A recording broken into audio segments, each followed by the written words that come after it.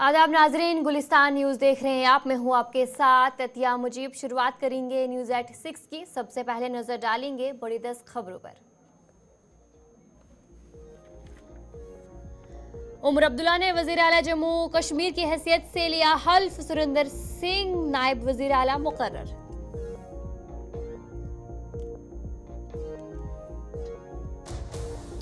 कांग्रेस रियासती दर्जे की बहाली तक वज़राती कौंसिल में शामिल नहीं होगी, तारिक कर्रा का बयान।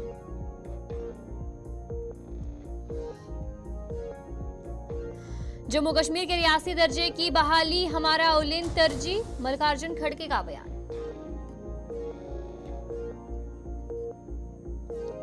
मेरे सड़क पर निकलने की वजह से अवामी मुश्किलात ना बढ़े, वजीर आला की पुलिस को हिदायत।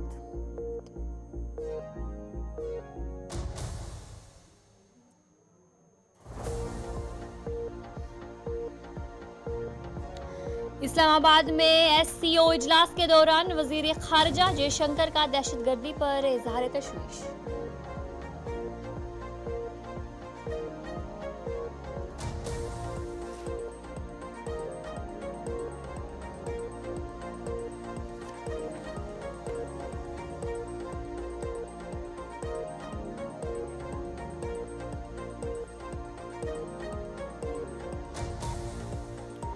हरियाणा में नायब सिंह सैनी दोबारा वजीर आला मुंतखब, अमित शाह की मौजूदगी में इत्तेफाक राय।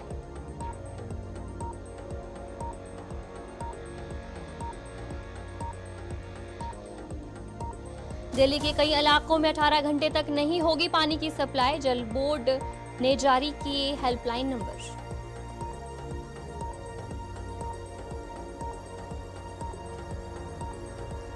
पराली जलाने वालों पर सख्त कार्रवाई नहीं होने से सुप्रीम कोर्ट सख्त नाराज, हरियाणा और पंजाब हुकूमत को लगाई फटकार।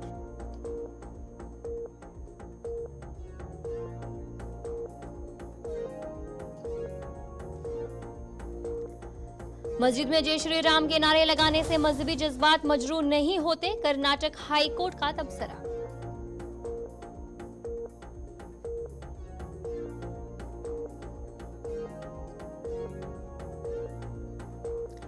जनूबी हिंदुस्तान के 4 रियासतों में बारिशों का अलर्ट जारी, स्कूल और कॉलेज बंद, दफ्तर में घर से काम करने का हुक्म।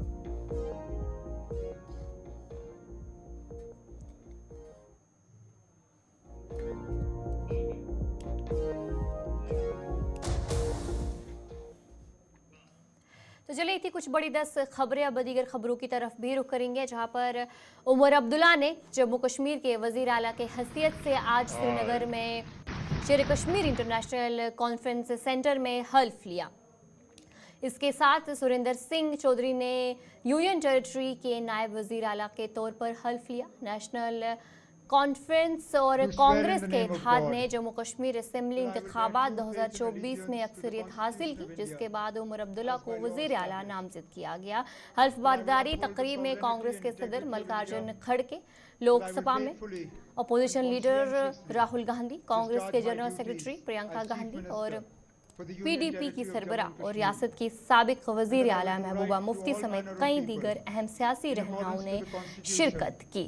जम्मू कश्मीर के नए वजीर आला उमर अब्दुल्ला ने अहम फैसला लेते हुए सुरेंद्र सिंह चौधरी को मरकज के जेर इंतजाम जम्मू कश्मीर का नया नायब वजीर आला मुकर्रर करने का ऐलान किया।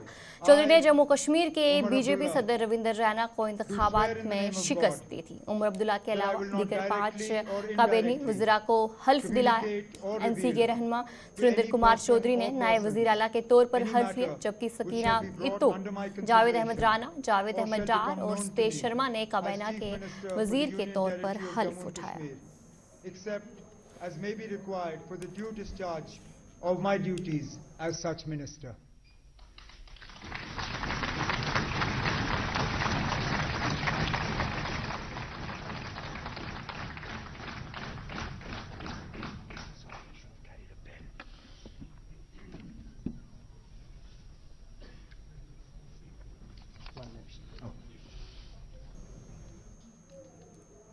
श्रीनगर में SKICC में सकीना इत्तू के काबीना वजीर के तौर पर हल्फ बर्दारी की तकरीब हुई, जिसके बाद मकामी लोगों ने इस पर खुशी का इजहार किया और उन्हें मुबारकबाद पेश की। सकीनायतों ने अवाम की खिदमत और इलाके की तरक्की के लिए काम करने का अज़्म ज़ाहिर किया।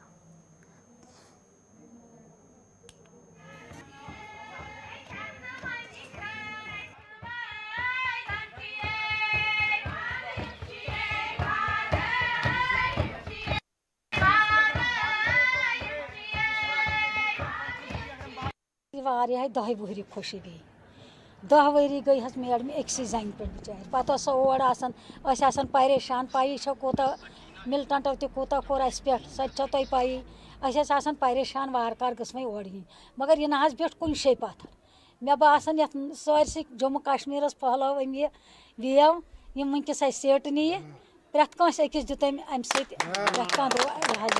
मुतमयन अम क्या लोग गई बेदार सोन तह गई बेदार अपोशन तह गई बेदार प्रत गो बेदार यम सात सो कुन शे बैठ रब रुदस प्रत कुन क्या सो सयासी घर तमिस मोल तह कोर्मुत तो तम पच तम सिंदिस नक्श कदमस पे। हम आज नूराबाद के अवाम बहुत ही खुश है। कहने की बात नहीं कि नूराबाद के अवाम को कितनी खुशी है।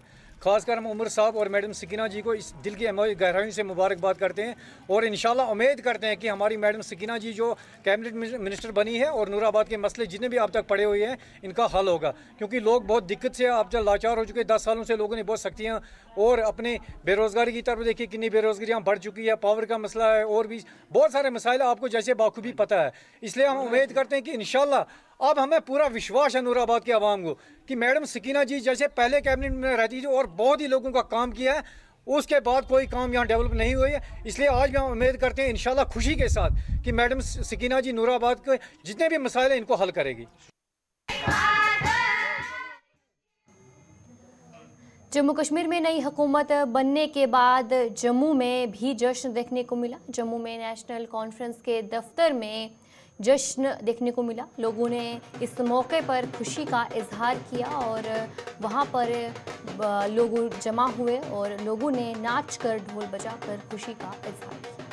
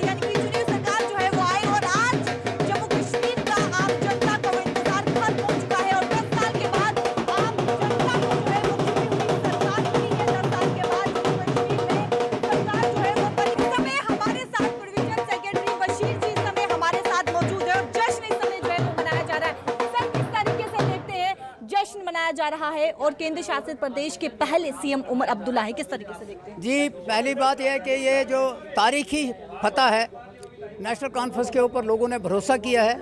नेशनल कॉन्फ्रेंस डेमोक्रेसी बहाल हो गई है जम्मू कश्मीर के अंदर, प्रेसिडेंट रूल ख़त्म हो गया है। अब लोगों के जो इश्यूज़ हैं बड़े ख़तरनाक इश्यूज़ हैं। हम सब जितने भी जिनको प्राथमिकता रहेगी जम्मू कश्मीर की बेरोजगारी बढ़ गई है, उस बेरोजगारी को कम से कम ख़त्म तो नहीं, कम से कम किया जा सकता है। ना बेकार जो बेरोज़गार नौजवान फिर रहे हैं सड़कों के ऊपर, उनको उनके इश्यूज़ को एड्रेस करना है। यहाँ स्कूलों में टीचर नहीं है, अस्पतालों में स्टाफ नहीं है, उस सारी चीज़ों को कमी और जो मेडिकल फैसिलिटीज़ हैं उनको बहाल करना है। तो यही हमारी प्रायोरिटीज़ होंगी। जम्मू से भारतीय जनता पार्टी को अच्छा खासा मैंडेट मिला है, वहीं पर कश्मीर से नेशनल कॉन्फ्रेंस को अच्छा खासा मैंडेट मिला है, लेकिन इस रीजनल इम्बैलेंस को सरकार किस प्रकार से दूर करे? आज वो शायद आपको लग गया होगा कि जब हमने सुरेंद्र चौधरी को डिप्टी सीएम बनाया तो इम्बैलेंस की बात जहाँ तक उनकी रिप्रेजेंटेशन का ताल्लुक है, जो कुछ आया उसको रिप्रेजेंटेशन दी गई, और जो कैबिनेट बनेगी वो जम्मू कश्मीर की बनेगी, वो सिर्फ कश्मीर की नहीं बनेगी, वो काम जम्मू कश्मीर के लिए करेगी, किसी को कोई शिकायत नहीं होगी। आम जनता को किस तरीके से, जम्मू की आम जनता को खासतौर कर किस तरीके से भरोसा दिलाएगी? जम्मू की जनता को मैं भरोसा दिलाना चाहता हूँ कि जो मैंडेट जिसको भी उन्होंने दिया है उसको ऑन बोर्ड लिया जाएगा और उस जम्मू के अंदर जो प्रॉब्लम्स हैं उनको दूर करने की कोशिश की जाएगी। धारा 370 को लेकर नेशनल कॉन्फ्रेंस ने कहा है कि उसे वापस लाया जाएगा। धारा 370 हमें मालूम है कि जिसने लिया है वो वापस नहीं देगा, लेकिन धारा 370 हमारा इशू रहेगा, उसके लिए लड़ाई लड़ेंगे। बहुत बहुत शुक्रिया। इस समय आप देखिए जश्न जो है वो मनाया जा रहा है और नेशनल कॉन्फ्रेंस कार्यालय में इस समय हम मौजूद हैं जहां पर जश्न देखने को मिल रहा है और तस्वीरें आप देख सकते हैं 10 साल के बाद जो है वो जम्मू कश्मीर में सरकार बनी है और जम्मू की ये तस्वीरें हैं जहां पर नेशनल कॉन्फ्रेंस कार्यालय में जश्न जो है वो देखने को मिल रहा है।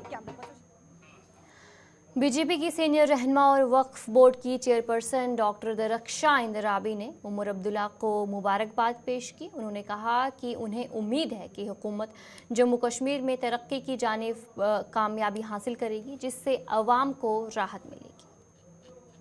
देखिए, हम पहले उमर अब्दुल्ला साहब को एज अ सीएम बहुत बहुत बधाइयाँ देते हैं और लोगों ने जो मैंडेट दिया है जम्मू कश्मीर में उसमें वो खरे उतरेंगे और लोगों की जो उम्मीदें हैं वो भर आएंगी।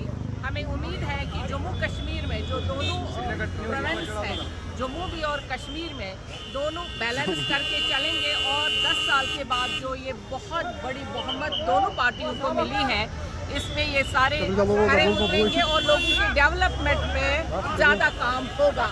मैं ये भी कि लोगों के काम कर पाएंगे इंशाअल्लाह रहमान। मुझे यकीन है कि सरकार बहुत, जब लोगों का बहुमत है और यहाँ पे जो यूटी है, पहले ही सेंट्रल गवर्नमेंट ने यहाँ पे जो पीस लाया है, डेवलपमेंट लाई है, उसके बरक्स पहले जो था नहीं, अभी काम करना ज़्यादा आसान है। स्टेटहुड कब तक वापस आ सकता है मैम? श्रीनगर से रुकन पार्लिमान और जम्मू कश्मीर नेशनल कॉन्फ्रेंस के रहनुमा आगा रुहुल्लाह महदी ने कहा कि हुकूमत इत्तेहाद के साथ चलेगी और जिस मकसद के लिए लोगों ने हिमायत की है उसे पूरा किया जाएगा।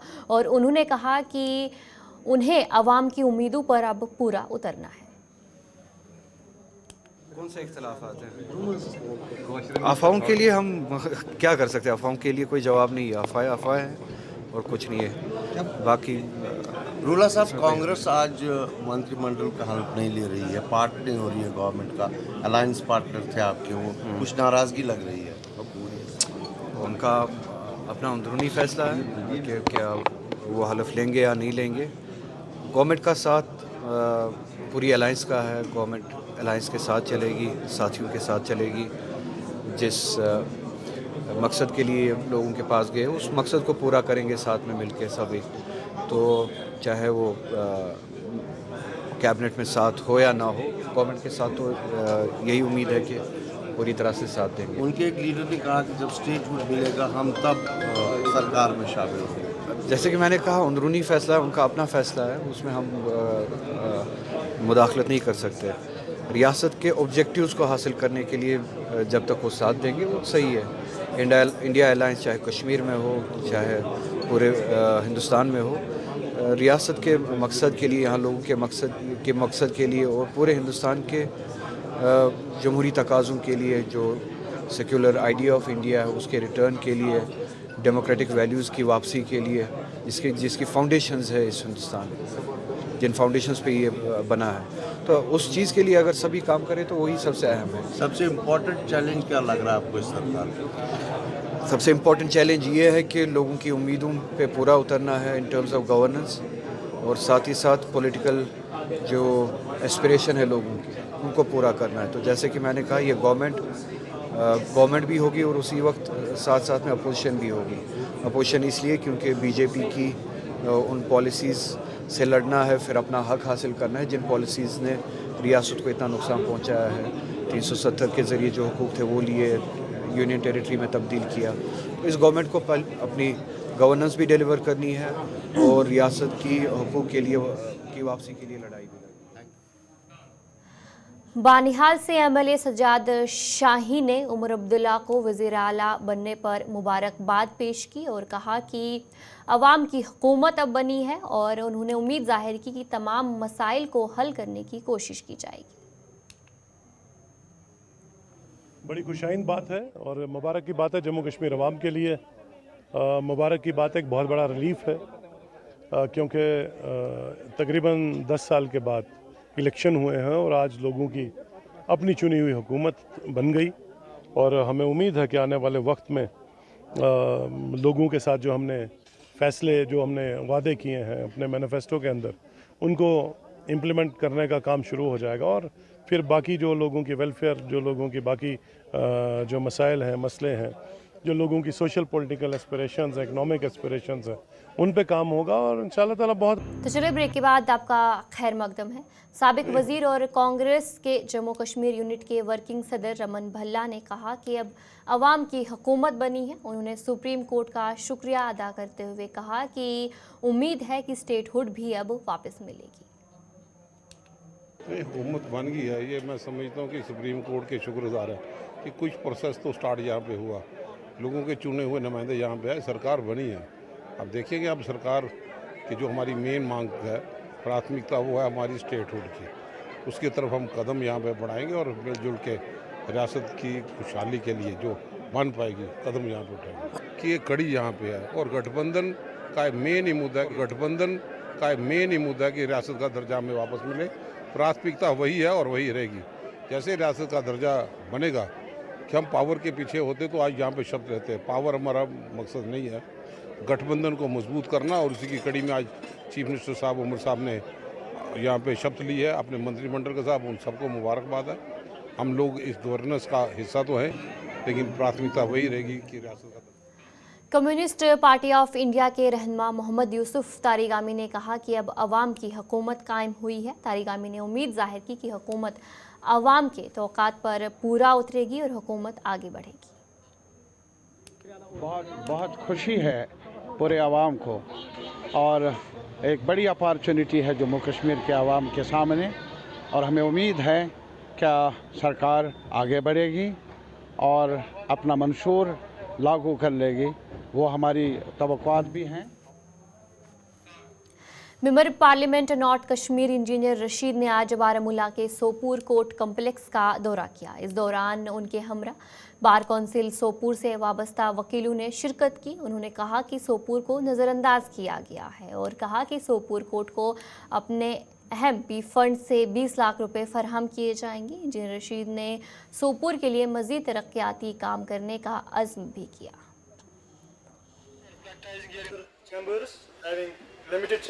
आज सोपोर बार एसोसिएशन के हुक्म पर हम यहाँ आए थे, तो यहाँ पर हमने देखा कि जो इन्होंने डिमांडें रखी काफ़ी लेजिटिमेट डिमांडें हैं, चाहे बार रूम का मसला हो, कोर्ट कम्प्लेक्स का मसला हो, कैंटीन की फैसिलिटी हो, लाइब्रेरी का मसला हो, तो इसी तरह बाकी मतलब जो ये लैट्रिन ब्लॉक का मसला हो, तो हमने इनसे ये प्रॉमिस किया कि हम 20 लाख रुपया अपने कॉन्स्टिट्यूंसी डेवलपमेंट फंड से दे देंगे, 10 लाख रुपया इस साल देंगे और 10 लाख रुपया अगले साल। एक बहुत इम्पॉर्टेंट बात, एक इम्पॉर्टेंट चीज़ जो मैं अभी जब हमने बात की तो बार के सेक्रेटरी साहब भी हैं, मैं एक अपील करना चाहूँगा आज सोपोर बार की वसादत से सारे अपने जितने भी बार एसोसिएशन हैं कि कम से कम हर एक अपना वकील है, हर एक लॉयर जो है वो मिनिमम 2 केस गरीबों के, बीपीएल लोगों के जिनका लेजिटिमेट केस हो, उनसे कोई चार्ज ना करें। मुझे उम्मीद है कि जो बार के अहदेदार यहाँ पर हैं, जिन लोगों के पास देने के लिए कुछ नहीं, जिन लोगों के पास फीस देने के लिए नहीं है, एक तो वो अपना वो लीगल सर्विस अथॉरिटी वो अपनी जगह, लेकिन ऑन ह्यूमैनिटेरियन ग्राउंड्स मेरी अपील है बुकला कम्युनिटी से कि आप मिनिमम कम से कम हर एक वकील साल में कम से कम 2-2, 3-3 केस फ्री करें, जिन्हें कोई चार्ज न करें, ताकि लोगों को इंसाफ मिले और आम आदमी को लगे कि ये काला कोट काली टाई उसका भी ख्याल रखती है। बस ये आज हमारा यहाँ आने का प्रोग्राम था। Thank you. वो तो मैंने पहले भी आपसे कहा कि सोपोर के लोगों को जो उनमें लड़ने का स्पिरिट था, पॉलिटिकल बात करने के लिए जो ये मतलब पीसफुल रेजिस्टेंस जो उन्होंने दिखाई, यहाँ पर वोट भी कम परसेंटेज पड़ते थे और बदकिस्मती से मुझे कहने में कोई हर्ज नहीं कि जो भी फिर नुमाइंदे आते थे, जो भी सरकारें आती थी, अहले सोपोर को शायद ये समझकर कि ये गिलानी साहब यहाँ से हैं तो जो भी मर्जी वो करें, लेकिन वो दौर ख़त्म हो चुका है। हम इंशाल्लाह सोपोर के लोगों को यकीन दिलाते हैं। डोडा में अबाबिल एनजीओ किश्तवाड़ के दूरदराज इलाके मारवा में आग से मुतासरा खानदानों की मदद कर रही है। एनजीओ तकरीबन 70 मुतासरा खानदानों के लिए चंदा जमा कर रही है और इमदादी सामान फराहम कर रही है।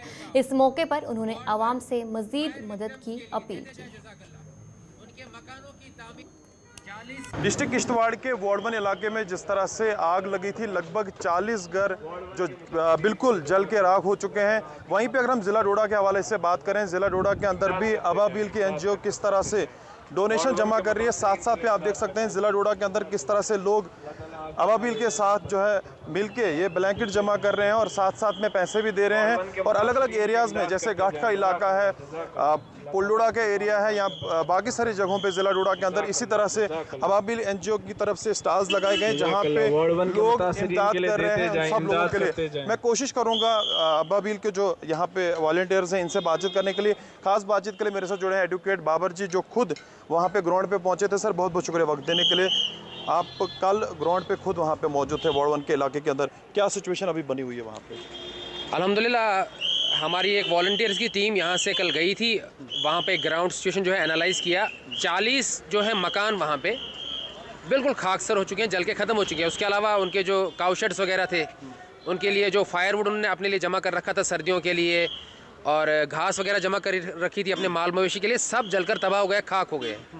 तो कहाँ कहाँ पे आपने अब स्टॉल इस तरह के लगाए हैं?